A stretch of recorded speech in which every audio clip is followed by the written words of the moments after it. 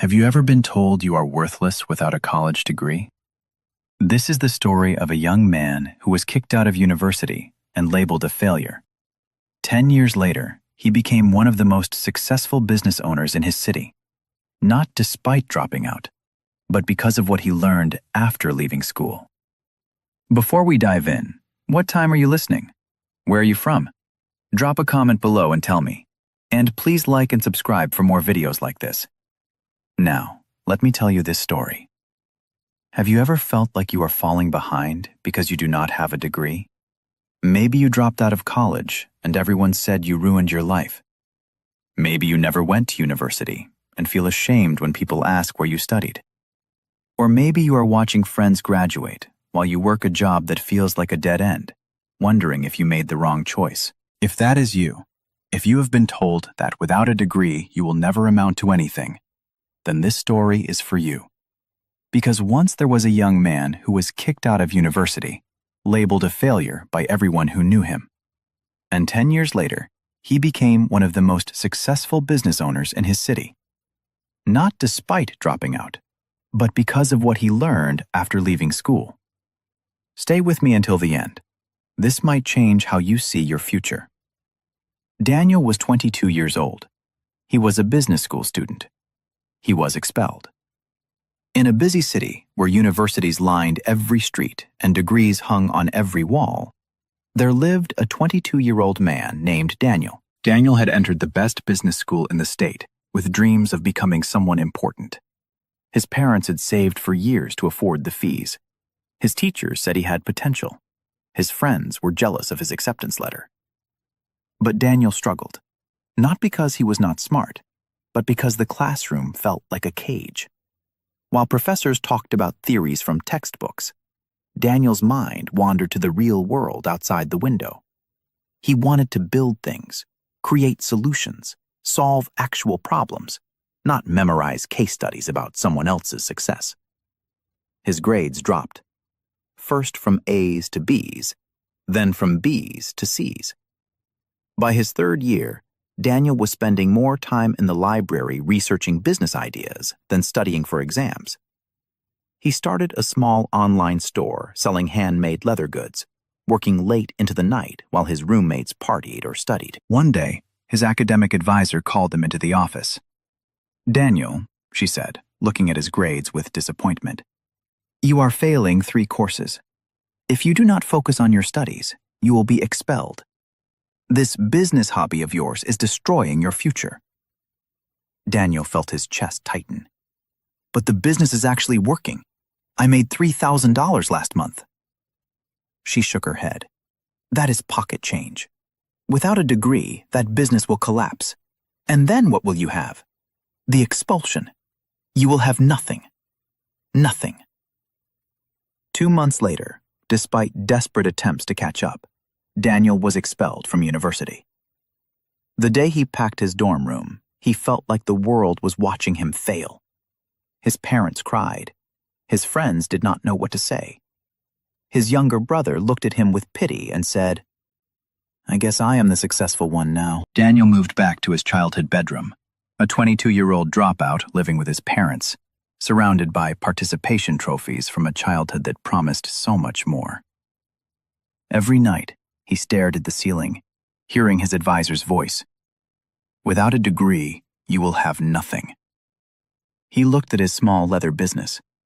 Was it really worth throwing away his education for? Or was everyone right? Was he just a failure, making excuses?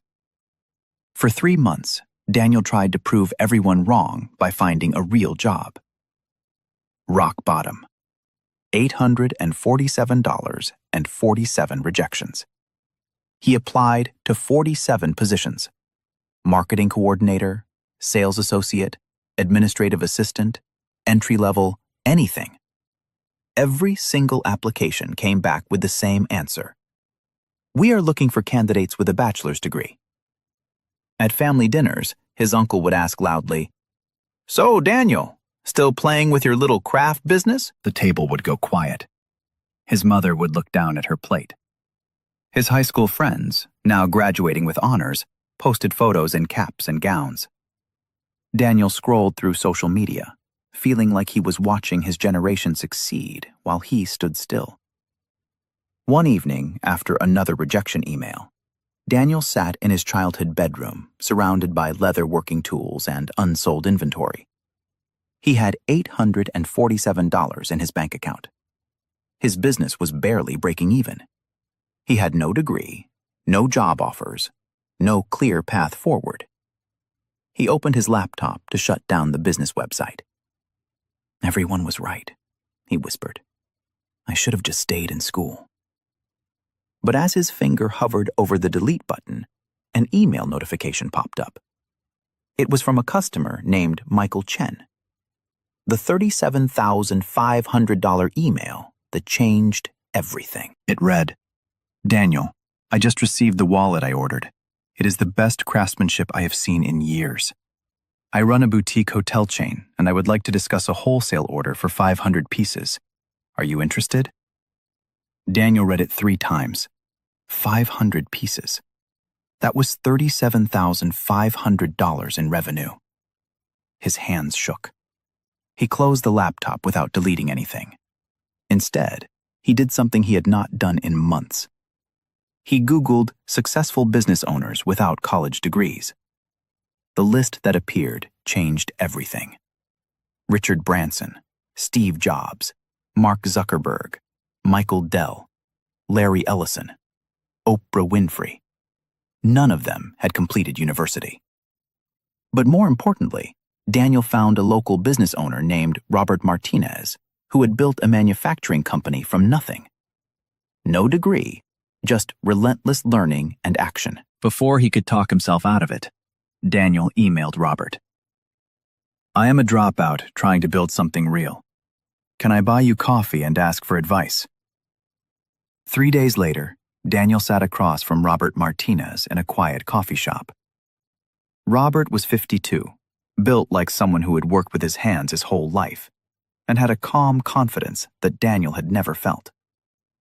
"So," Robert said, stirring his coffee, "you dropped out, and everyone thinks you are a failure." Daniel nodded, embarrassed. Robert smiled. "Good. That means you have something to prove. That is powerful fuel if you use it right." He leaned forward. "Let me show you something." Robert pulled out 2 business cards and placed them on the table. "This card," he said, pointing to one, says, "MBA, Harvard Business School." Impressive, right? Daniel nodded. "This card says, built 3 profitable businesses, employed 200 people, served 10,000 customers." He looked at Daniel. "Which person would you hire to solve a real business problem?" Daniel hesitated. "The second one." "Exactly. Because the second card shows results. The first card shows someone who paid to sit in a classroom. Both are valuable, but in the real world, results beat credentials every single time." Robert continued. "Here is what they do not teach you in school, Daniel. A degree is a standardized path. It is safe, predictable. It tells employers, this person can follow instructions and complete what is assigned." He paused. "But building something from nothing, that requires different skills. It requires learning to fail, learning from customers, adapting without permission, solving problems no textbook has answered. Those skills do not come from lectures. They come from doing." Robert's napkin. Real skills, results, relationships. Robert pulled out a napkin and drew 3 circles. Every successful person, degree or no degree, has 3 things. First, real skills. Not theoretical knowledge, but skills you can demonstrate. Can you build something people want? That is a skill. Can you sell? That is a skill. Can you manage money? That is a skill. You learn these by doing, not by studying. Second, real results. Your portfolio is your proof. Do not tell people you are good at business. Show them the business you built. Do not tell them you can create quality products. Show them 500 five-star reviews. Third, real relationships. This is the secret no one talks about. Degrees give you alumni networks, but real relationships, customers who trust you, mentors who guide you, partners who believe in you, those you build through showing up, delivering value, and earning respect. He pushed the napkin toward Daniel. For the next 6 months, I do not want you worrying about what you do not have. I want you focused on building these 3 things: real skills, real results, real relationships. And Daniel, Robert's eyes were intense. Stop calling yourself a dropout. You are not someone who failed at the traditional path. You are someone brave enough to build your own path. There is a difference. Daniel left that coffee shop with a napkin folded in his pocket and something he had not felt in months: clarity. The next morning, he accepted Michael Chen's hotel order. It was terrifying. 500 wallets. He had never made more than 20 in a month. But he did not make excuses. He learned. He watched 47 videos on leather production scaling. He contacted other craftsmen and asked for advice. He negotiated with suppliers. He set up a small production system in his parents' garage. His friends with degrees were starting $45,000 a year jobs. Daniel was working 80-hour weeks in a garage, making mistakes, restarting orders, learning through failure. But every week he got faster, better, more efficient. He delivered the hotel order on time. Michael Chen was impressed. He introduced Daniel to 3 other hotel owners. Daniel's revenue jumped from $3,000 a month to $18,000. He hired his first employee, another dropout named Sophia, who had incredible design skills but no portfolio. Together, they expanded the product line. His parents started to notice. His father, who had not spoken to him about business in months, asked quietly one evening, "Son, is this actually working?" Daniel showed him the bank account. His father's eyes widened. Daniel joined a local business owner meetup. At first, he felt like an imposter surrounded by people with impressive profiles. But when he shared his story, dropout turned craftsman, people leaned in. They asked questions. They wanted to help. One mentor connected him with a retail buyer. Another taught him pricing strategy. A third introduced him to investors, though Daniel was not ready for that yet. 6 months after meeting Robert, Daniel faced his biggest challenge. A competitor with an MBA and $200,000 in funding launched a similar business with aggressive marketing. Daniel's old fears returned. Maybe I cannot compete with educated, funded people. But then he remembered Robert's napkin. He did not have an MBA, but he had real skills. He could make better products faster than anyone. Real results. 1,200 five-star reviews and growing. Real relationships. Loyal customers who referred friends. When the competitor tried to undercut his prices, Daniel's customers defended him in reviews. Do not buy the cheap knockoff. Buy from Daniel.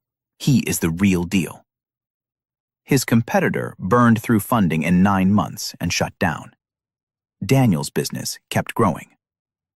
Transformation. $3,000 to $18,000 to $2 million in 3 years. 3 years after being expelled from university, Daniel walked past his old campus. Students rushed to class, stressed about exams, worried about grades. He used to be one of them. Now he employed 15 people. His business generated over $2 million in annual revenue. He had been featured in business magazines.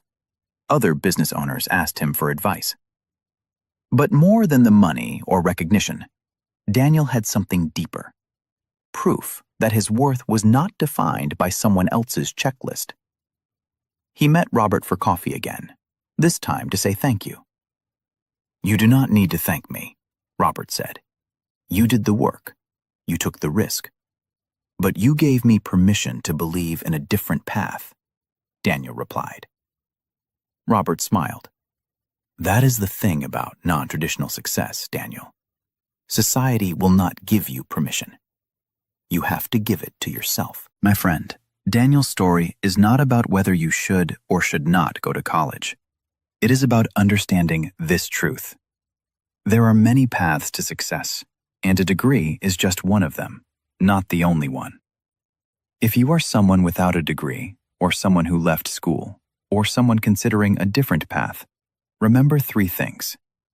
First, your value is not determined by certificates on a wall. It is determined by the problems you solve, the value you create, and the lives you impact.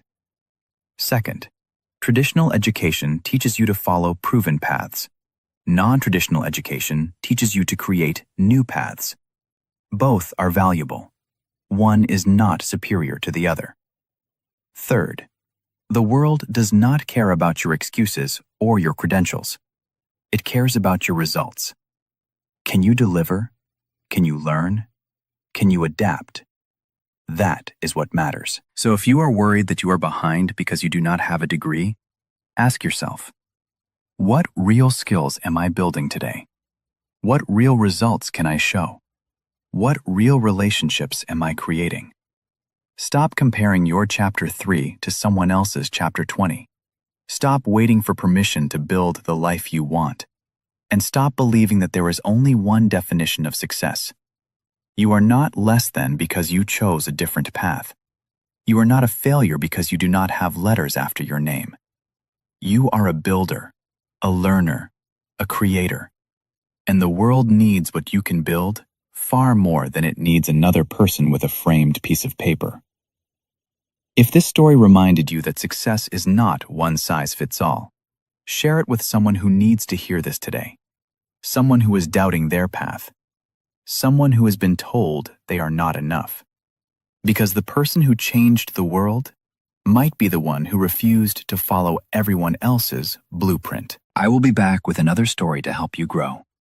Until then, remember, degrees open doors, but so do skills, results, and relentless commitment to learning. Your path is valid. Your journey is enough. Build something great. The world is waiting.